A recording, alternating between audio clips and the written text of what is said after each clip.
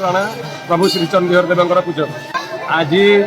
कार्तिक पवित्र कार्तिक मासर द्वितीय सोमवार संध्या समय आम प्रभु श्री श्री चंडीहर देव बेढ़ाकार चली अच्छी खोर्धा जिलार प्रसिद्ध केशर क्षेत्र श्री चंडीहर देव 12 मासरे 13 पर्व चली था तन्मध्य कार्तिक मास पर्व अत्यंत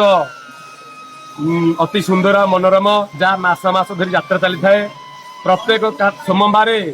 संध्या समय आम बेढ़ा कार्य अनुष्ठान हुए ये आखपाख अड़ोशी पड़ोशी ग्राम हजार हजार श्रद्धालु कार्तिक मास सोमवार व्रत करी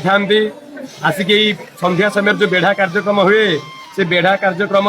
समस्त भक्त भाई भौणी मैंने जनसाधारण योगदान दियंती एवं प्रभु चंडीहर देव बेढ़ा कार्य को दर्शन करती बेढ़ा पर आम ठाकुर अर्ण को भक्षण कर प्रसाद सेवन करी निजर सोमवार व्रत को समापन करती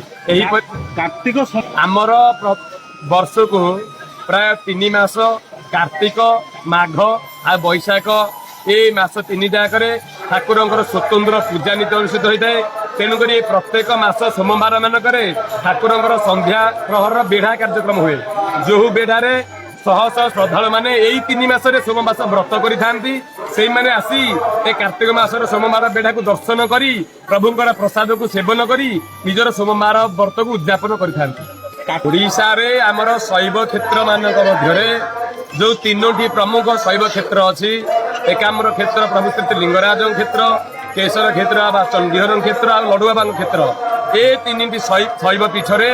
स्वतंत्र नीतिकांति मान प्रस्तुत होती आई 3टी क्षेत्र में भगवान शिवंकर चतुर्दश यात्रा 14 गोटी यात्रा समापन होता है से 14 गोटी यात्रा मध्यरु ए कार्तिक मास सोमवार बेढ़ा ये तन्मध्य एक यात्रा तेणुक आज सोमवार बेढ़ा अनुष्ठित होती बेढ़ा को दर्शन कर भक्त मैंने अति आनंद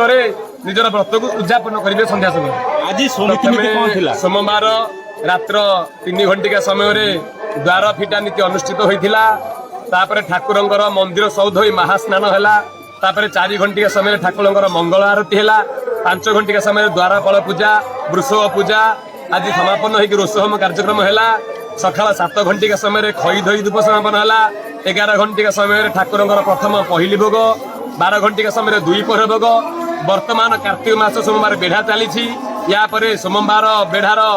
धूप अनुष्ठित एवं संध्या 7 घंटिका समय ठाकुर संध्या धूप हे दही पखाल नीति समापन हो रात्र 7:30 घंटिका समय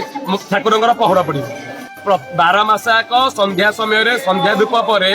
ठाकुर गोटे दही पखाल नीति हुए से संध्या धूप पर जो दही पखाल नीति एंडुली पिठा अन्न भोग हुए से भोग है ठाकुर मंदिर पहर